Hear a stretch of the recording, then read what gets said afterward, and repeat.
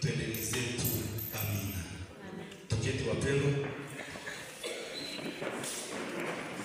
Kanisa la Mungu, Bwana Yesu asifiwe. Amen. Ninawasalimu tena katika jina la Bwana. Amen. Kipekee niendelee kutumia nafasi kumshukuru Mungu ambaye ametupa neema ya kukutana na kuwepo katika ibada hii kwa siku ya leo. Niwapongeze ninyi nyote ambao mmefika katika ibada hii. Niendelee kusema Mungu wa mbinguni aendelee kuwapa neema na aendelee kuwabariki zaidi na zaidi. Amen. Amen.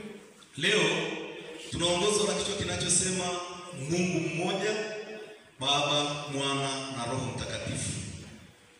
Somo hili la Utatu Mtakatifu si somo ambalo ni rahisi.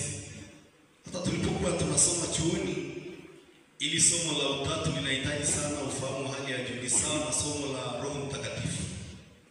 Somo la utatu ni somo ambalo linahitaji mafafanuzi ya kina na linahitaji pia kutuliza akili ili uweze kufahamu vizuri maana yake. Ndugu zangu wapendwa, tunapozungumza habari ya Utatu Mtakatifu, tunazungumza habari za Mungu wetu mmoja aliyejitambulisha kwetu katika nafsi tatu.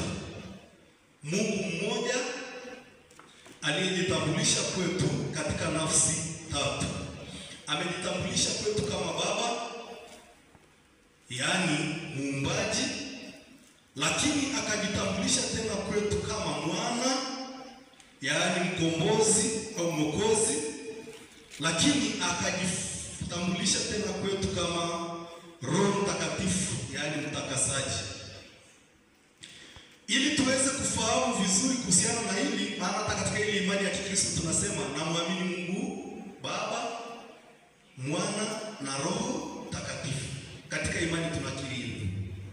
Maana yake tunamwamini Mungu mmoja aliyejitambulisha kwetu katika nafsi tatu.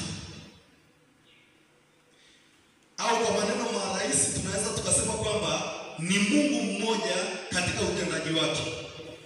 Sasa ile kwenye ibada ya kwanza nikatoa mfano wa tunda la chungwa. Chungwa. Unapochukua chungwa ukakata vipande vitatu, kimoja ukaita Baba, kimoja ukaita Mwana na cha pili ukaita Roho Mtakatifu. Si ndio wewe? Hichi cha kwanza ni chungwa, hichi cha pili ni chungwa na hichi cha pili ni chungwa, na ukifunganisha vyote bado ni chungwa.